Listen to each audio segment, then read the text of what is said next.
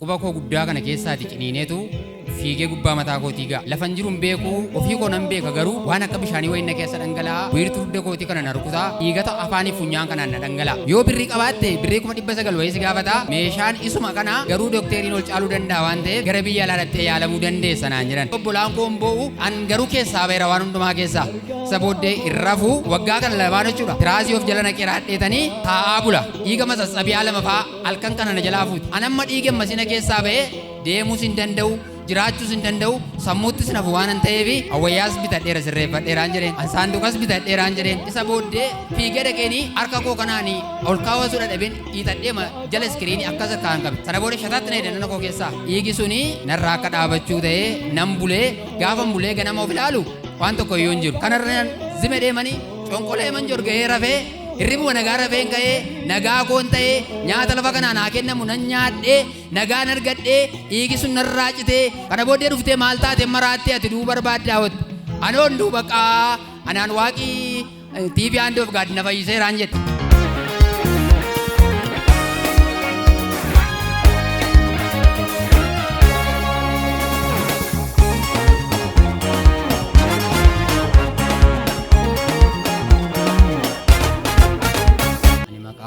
Kamisoo bakka daan jedhama bakki dhaloota kootii guddina Wallagga Lixaa aanaa Kiltukaarraa ganda duwwaa lama. Waaqayyo waaqi jiraataan maal isiniif godhee saba amma kana baay'atuuf gooftaa jabaa kana duratti dhugabaatee akkamii qabdu? Waaqayyo waan namni yaadeef hin akeekne waan sammuu namaa hin akeekamne Waaqayyo naa godheera lafa kanatti innis ani bara 2015 dhukkuba guddaa tokkoon hin qabame. Dhukkubni ittiin qabame kuni quba koo guddaa kana keessaati ciniineetu fiigee gubbaa mataa kootii ga'a. Isa booddee lafan jiruun beeku ofii koo nan beeka garuu waan akka bishaanii wayii na keessa dhangala'a. Wiirtuu dugda kootii kana na rukutaa. Dhiigata afaanii funyaan kanaan na dhangala'a. Isa booddee mana qorichaa nan naqee qabanii mana qorichaatti na geessanii oomaa waan tokko iyyuu hin jiru. Hospitaala Najjoo jedhamu jira naannoo keenya achi naqee doktoroonni naa gaddanii dhiigi kun narraan dhaabatu. Kana booddee furmaatee dhufnaan Phaawuloositti Riifarii naa barreessan. Gaafan Phaawuloosi dhaqu na yaaluudhaaf waan isaan naan godhan hin jiru. Ani waan hundumaa naa godhanii mana qorichaa iddoo garaagaraatti na erganii Adaamaatti na erganii eessatti na erganii waan tokko furmaata argachuu hin dandeenye. Dhumarratti indooskooppiin na ilaalanii raataniitu dhibeen tokko iyyuu si keessa hin jiru. Ati kana booddee waan ati gochuu yoo danda'ame yoo birrii qabaatte birrii 900 wayii si gaafata. Meeshaan isuma kana garuu dookteriin ol caaluu danda'a waan ta'eef gara biyya alaa dhattee yaalamuu dandeessa naan jedhan. Ansa kana booddee yoon akka itti naasee obbolaan koo sitti cannaqamu dhiraadheenii waan dookteriin natti himan sanaa hin himne jechuudha. Afaan koo qabadheen xobee deemanatti galeenii ijoollee obbolaa koo bira taa'ee takka ture raadhee akka isaan xiqqoo akka dagachuu isaanitti asitti yoon du'e ijoollee kana rakkisa waan ta'eef mana kootti galuun qaban jedhee kuteen mana kootti galee jechuudha bara 2016. Gaafa mana kootti galuu dhukkubni kun unuma natti fufe anaafi qoricha aadaa naa kennuu waan tokko biran bahu waan kam namoonni na gargaaruuf bifa kamiin na gargaaru waan tokko na biran bahu. Ani iddoo kadhataa iddoo baay'een naqee waan tokko jijjiiramni hin jiru har'a yoo na dhiise bornatti deebi'a ture. Isa booddee abdii kutadheetanii haadha manaa koon akkanan jedhe anammaa maanan qopheeffadhu waan hin qabus fixeera waan ta'eef ati ashawwaas dhagaas naa bituu hin dandeessu manan immoo ijaaraa jira. Dhagaa kanaaf ashawwaa kanaa qofaatti baaseen kaa'adhaan jedheen maal gootaa jette awwayyaas bitadheera sirreeffadheeraan jedheen ansaanduqas bitadheeraan jedheen kana booddee ani xiqqoo yeroo tokko buqqaatii wayii tokko ture aanaa Kiltukaarraa kanatti galee jira. An waan tokko yoon ta'e wayyaan kunooti saanduqii kunooti ashawwaan kunooti dhagaan kunooti waan namaa irratti liqeeffattee maqaa koo akka nama nan dhoofsifne an bakka ofii koof raawwadheera kan koo raawwateera kana booddee jiraachuu hin danda'u jedhe. Sababni isaa immoo maaliif yoo naan jettanii dhiiga gurguddaatu na keessaa ba'aa akka gumaatti marrummaan koo yookaan tiruu koofaatu yookaan rajiijii koofaatu citee ba'an jedha malee dhiigan na kee baadhee yaadus jechuudha. Isa booddee obbolaan koo dawwalanii na gaafatu dhiisaa waa'ee koo keessaa ba'a. Ani kana booddee jiraachuu waan hin dandeenyeef jireenya mataa keessanii jiraadhaa. Waa'ee kootiif immoo atteenshinii kan biraa keessan galinaa. An koo dhumateera waan ta'eef keessan naqinaa deeni. Gaafan akka hidha obbolaan koo hin boo'u an garuu keessaa ba'eera waan hundumaa keessaa. Isa booddee irrafu waggaa kana lamaan jechuudha. Tiraasii of jala naqee raadheetanii taa'aa bula.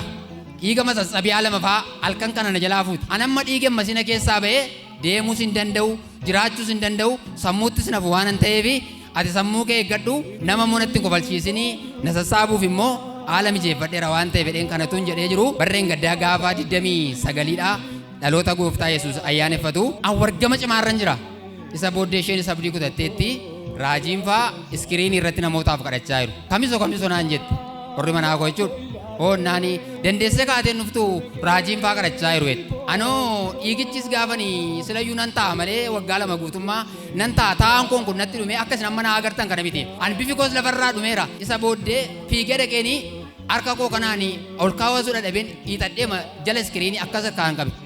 Sana booddee shataatti na hidhan koo keessaa. Isa booddee deebi'ee manna kee ciise taa'uu hin dandeenye. Achuma tuun ciisaa jiru dhiigi suni narraa akka dhaabachuu ta'ee nan bulee gaafan bulee ganama of ilaalu waan tokko iyyuu hin jiru. Kana booddee yoomin galmaa waan jedhu televezyiinii majalan taa'ee jechuudhaan. Isa booddee raajiin faa bahanii beeksisanii gaafa 23 amma 25tti yeroo kadhataa jiraadhaan marsaa 25ffaa. Annaa naannoo keenya neetworkiin baay'ina rakkisaa bakkeetti bahee dhaqee dawwaleen gaafanii geestaa haawusii galmaa'ee ishees galmeessee ofii koos galmaa'ee deebi'ee dhufu akka qilleensi wayinatti qilleensa'uu ta'e jireenyumti koo kuni na guba gaa inni sila na kee fiigu akka bofaattis na keessa fiigaa akka hantuutaattis na kee furguggifamaa wantichi nama hangalu jechuudha. Isa booddee qilleensi wayii tokko natti qilleensa'uu jennaan akka rafuu wayiin ta'e gaafa rafee satee achii ka'u waan tokko iyyuu narra hin jiru. Isa booddee anoo achii ka'ee raadheetanii mislaalee wayii tokko jira hirkifadheen bunatu gibbii koo keessa jira bunan ciradhee jechuudha. Kana booddee dhuftee maal taate maraattee ati duu barbaaddaa hotte. Anoon duu baqaa anaan waaqii TV aandee of gaadina fayyiseeraan jedhe akkamitti ennaan baqaan fayyin of keessatti argeeraan jedheen galmaa'een dhufe matiisitti nimni aan galmaa'een dhufe sa'aatii 2 ol galmaa'uun koo fayyeerammaan jedhe. Isa booddee gaafa yeroon keenya ga'u makiinaa qabannee nyaata immoo manaati'anii bishaanii fi biddeen duwwaa waan ammasii tokko fudhadha malee waan tokko nyaadhu jechuudha. Dhiiga sanaa fedhee jechuudha. Karaa nyaadhu hin qabu yoo nyaadhes dhiigicha gar malee ba'a waan ta'eefanii dhiigichaa fedhee nyaata iyyuu nyaadhu jechuudha. Isa booddee kana booddee isheen maal nagooti gaafa naqamtee ga'u nana kee nyaata xibsii ajajeen lallaafaa bite maal goota sammoo jetteen nan nyaadha kaan jedhe duroo nyaattu maal taate duratti kadhannee raannee nyaattu maal taate ati karaatti na salphisuuf jettaati takkaan salphattu amma waaqayyo na gargaareera niin jedheen.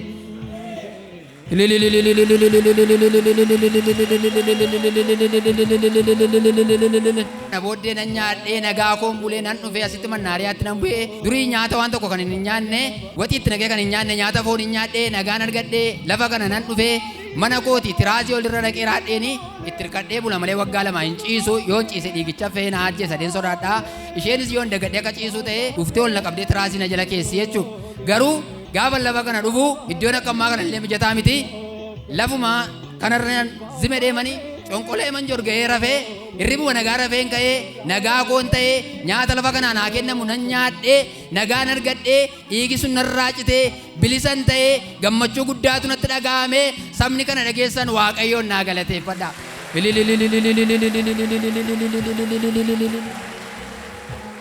Isinii rakkina cimaadha kan isin dabarsitanii afaanii funyaan keessanii dhiigi isin keessaa ba'a dhiigi kun dhiiga salphaa miti si'a takkaatti akkuma dubbachaa jirtanii maastaaxabiyaa lamatti ka'a jechaa jirtu dhukkuba kana waggaa dheeraa rakkattanii Phaawulos hospitaalitti yaalamtanii dadhabamee biyya alaa deemuu qabdu isiniin jedhanii isin garuu humna ittiin biyya alaa deemtan waan hin qabneef gara quba waaqayyoo dhuftanii hafuurri waaqayyoo mana kana keessaa hojjetu garuu mana keessan utuu teessanii karaa iskiriinii isin gargaare mee yeroo as geessan immoo namni waaqayyoo fayyina keessan kana maal jedhanii isin mirkaneessa. Gaafa addana dhufu an ofii qophaa'eera waan ta'eef ishee of fuuldura buuseenii ishee dhukkuba isheetti mattee ati bilisa baate jedhanii anaan immoo gaafa itti madhu akkasuma sii ta'eera naan jedhanii nan darbee bakka ana maneera silan fayyinni koo mirkanaa'aadha anamma nyaadhee naasifaayera dhugee naasifaayera fayyeeran jedhee isa booddee immoo wanti waaqayyoo naaf godhee isheen sa'aatima isaan itti bu'an sanatti dhukkuba nyaataa yookaan dugda kutaas qabdi.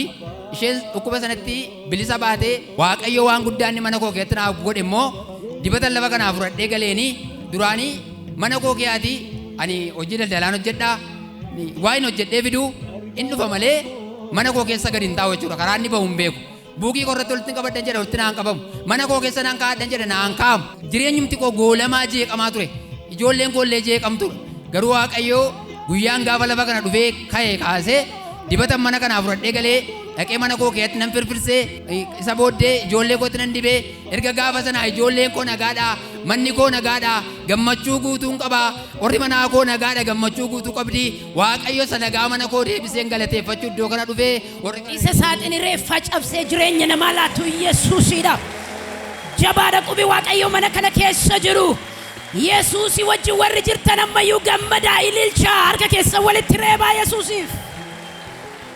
Isin akkuma dubbattanii saaxinii awwaalaa bitattaniittu harki ittiin kafanamtan bitattaniittu ashawaattiin haawultiin keessan hojjetamu bitattanii qopheeffattaniittu yaada warraa keessanitti ergaa dhaabmattaniittu waaqayyo waaqi jiraataan du'a jireenyatti jijjiiru garuu saaxinii sana lafatti hambisee kafana keessan lafatti hambisee fayyaa keessan guutummaa guutuutti deebisee waggaa dheeraadhaaf kan dhiigi isin keessaa dhangala'u hirriballee waggaa dheeraadhaaf kan hin qabne akkuma amma dubbattan Waaqayyo nagaa guutuu isinii kennee seenaa keessan jijjiiree saba akkas baay'atu dura dhaabbattan galateeffannaadhaaf Waaqayyo isinii kee kanaan maal jechuu jaallattu? Ani kanan jedhu namni lafarratti irra akkata rakkinni biyya lafaarra jira.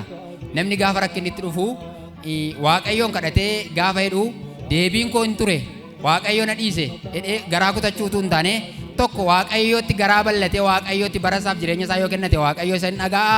Waaqayyo gargaarsa guddaa na gargaaree bara 2017 immoo ji'a 5ffaa hin dabartu kan naan jedhu sagaleen natti dhaadhatu jira ture. Anamma gaafa 29 sana ji'a 4ffaa ji'a gaafa dhaloota gooftaa Yesuus ayyaaneffatanii sana keessa darbuudhaaf ji'a 5ffaa darbeen naani yeroo geggeeffamuu kootiiti yeroon biyya lafaarraa shanyaa muranii qabadhee jira.